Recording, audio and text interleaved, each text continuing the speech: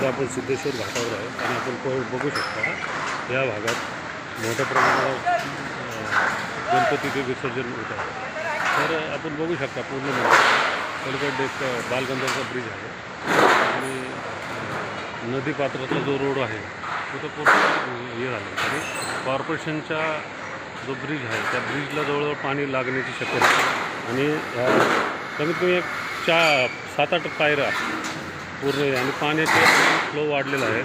पाणी खडकवासला धरणातून पाणी मोठ्या प्रमाणात सोडले जात आहे। आपण बघू शकता या भागात पण वरती मेट्रो आणि पुणेकरांची पण मोठ्या प्रमाणात गर्दी आहे आणि हा जो मंडप बांधला होता तो पण आता काढण्याचं काम युद्धपातळीवर सुरू आहे आणि खडकवासला धरणातून पाण्याचा विसर्ग मोठ्या प्रमाणात आहे।